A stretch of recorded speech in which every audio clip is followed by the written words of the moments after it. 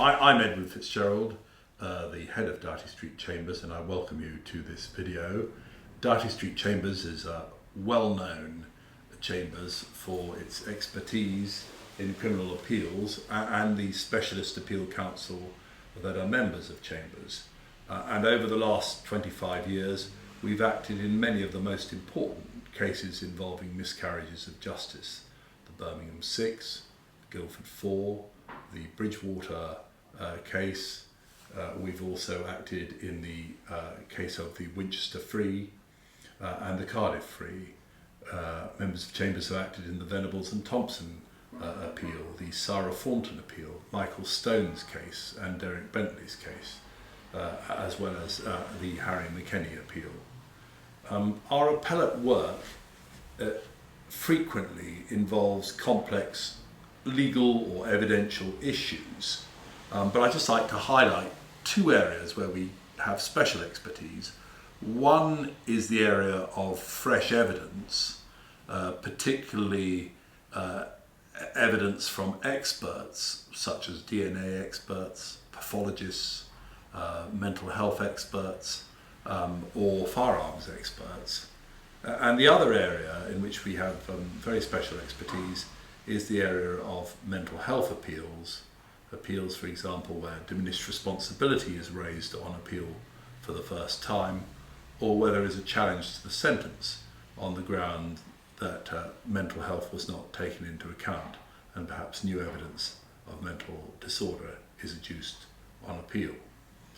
Members of Chambers represent appellants convicted of a wide range of offences, ranging from the minor offences and cases of public disorder offences, right up to murder cases and cases involving terrorists. We act at all levels, challenging magistrates' courts' decisions, drafting submissions to the Criminal Cases Review Commission, and acting in the higher courts, the Court of Appeal, the Supreme Court and the Privy Council. And members have, many members have special expertise in judicial review applications and case-stated cases.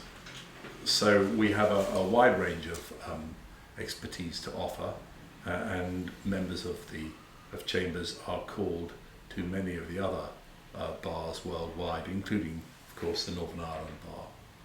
This short video is aimed at helping solicitors to identify points for appeal. It's presented by two members of Chambers, Joel Benathan of Queen's Counsel, who's acted in many leading appeals in recent years and who is the co-author of the Criminal Appeals Handbook, and Paul Taylor, who is the head of the Doughty Street Appeals Unit and is the author of Taylor on Appeals, which he co-authored with many members of Chambers, and a person who has acted in very many criminal appeals over the last decade. I hope you enjoy the appeal and find it useful for your practice and for the work you do on appeals against conviction and sentence. Classically, you'll be sitting in your office and a letter will come from someone saying, "I'm in prison, I'd rather not be. Can you do my appeal?" And what we'd like to talk about today is the sort of issues that letter is likely to raise and the sort of thoughts you might want to have and the preparation you might want to undertake to try and build an appeal around that. Well, what's the sort of issues that a letter like that will tend to throw up? So, letter from inmate. My barrister messed up by not calling witnesses, so you've got a potential ground there of criticism of the trial lawyers. My alibi witness didn't turn up, so you've got potential of fresh evidence from that alibi witness. And the judge is summing up, got the law wrong on the offences and did not leave my defence case to the jury. So you've got an issue about misdirections in the summing up. Well, let's start with the first of those. Let's talk about criticisms of trial lawyers. I mean, maybe the central point you have to have in mind is this. It's not enough that someone could have done it better. It's not enough there were errors, rudeness, all the rest of it. You actually have to make sure that the fault you're identifying had some impact on the outcome of the case. As always with an appeal, it's all about safety. So what are the practical issues? You've been instructed as the appellate lawyer, you weren't there at the trial, and as Master Egan, the registrar, points out, you are therefore at a disadvantage. The client gives an account of the things that he says went wrong, but you need to find substantial evidence to support that, and that will be amongst the trial papers. So ask the solicitor for the attendance notes, the conference notes, and of course in order to do that and correspond with the lawyers and put the complaints to them, you will need to advise the client on waiving legal professional privilege. Now that is a big step to take, but it's a fairly inevitable step in a case like this. It's a big step because that will mean revealing things that might be profoundly unhelpful to the client, and the prosecution will probably see them, the Court of Appeal themselves will probably see them. But it's an inevitable step because if you're criticising your trial lawyers and you don't waive privilege, then the Court of Appeal will simply not be interested.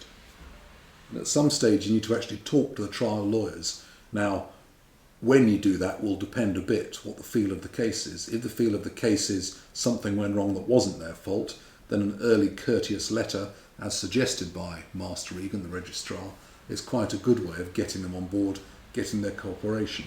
But if you think the appeal is turning into an all-out attack upon their competence, ability, sobriety, whatever it is, then you probably need to wait till later. You need to be fully armed with what the problems are, and you will need to send a document saying, these are the faults, what do you say about them? I mean, I think in the end, although it's a difficult step, it's almost an easy one to advise about. If they don't do it, the appeal's over. And we need to move on to our second ground, but to round it up, it's a difficult one because the Court of Appeal fiercely resists the idea that someone unhappy with one set of lawyers buys in a new set of lawyers, and that means the conviction gets overturned when they've had a trial and a jury's reached a verdict and all the evidence. But yet these cases can be won, but they need careful preparation, they need a step-by-step approach, and it is possible to win them. But let's talk about the second ground, fresh evidence. Well, what's the basics? Fresh evidence is where material which wasn't called at trial is now available for an appeal. It doesn't mean that it wasn't available at trial, just that it wasn't put before the jury. So material has now come forward which you're seeking to rely on to show that the conviction was unsafe. And the criteria you need to look at is section 23.2 of the Criminal Appeal Act 1968, which lists 4 considerations, namely, is the evidence capable of belief? Would it have been admissible at the trial? Does it afford a ground for allowing the appeal? And is there a reasonable explanation for not calling it at trial? Now those are considerations, they're not prerequisites. If one of them is missing, then in theory you can still have a successful appeal, because the overarching test is the interests of justice. Again, we have to focus on safety.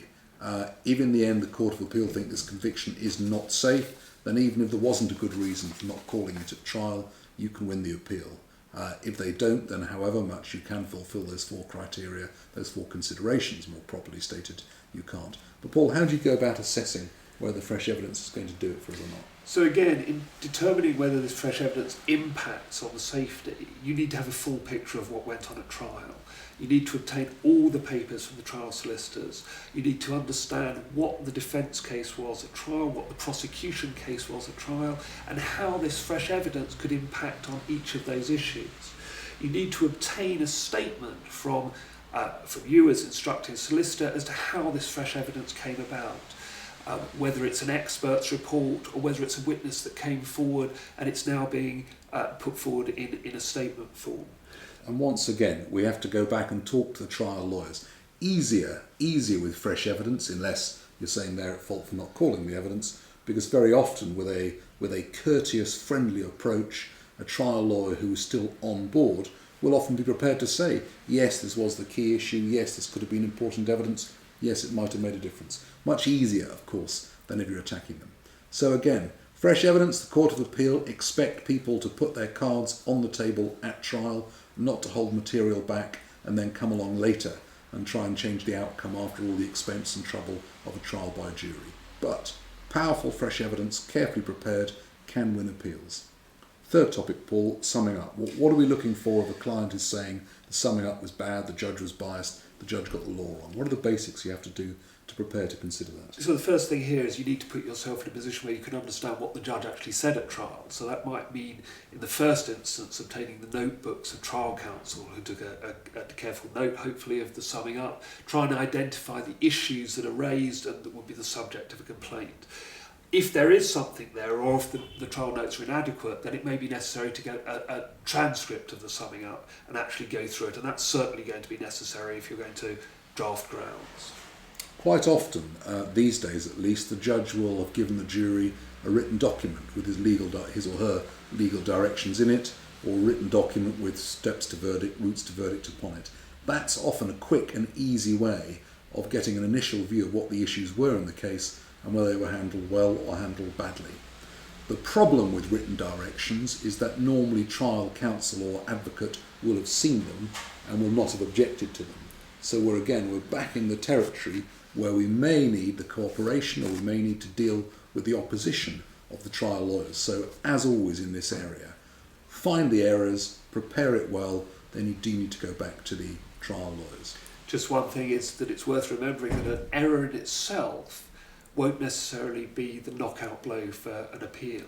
The Court of Appeal will look at the summing up as a whole and see how that error fitted in with the rest of the evidence, with the rest of the directions, whether the point that the judge was seeking to make really would have come across to the jury, notwithstanding the error.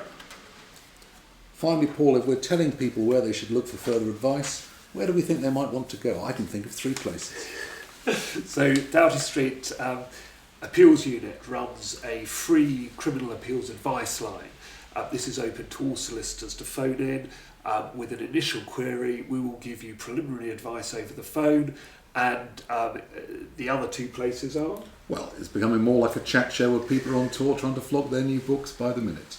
I have the pleasure of being the co-author with Greg Stewart and Dan Jones of the Criminal Appeal Handbook. I recommend it. I hope it's a useful way to start to get to grips with issues you need an appeal. But of course, it cannot compare to the great opus. Paul, is another book we should think about on appeals? Taylor on Criminal Appeals, contributed to and edited by myself, but also written by a team including 12 members of the Doughty Street Appeals Unit. We can win this case, ladies and gentlemen. Good luck. Keep in touch.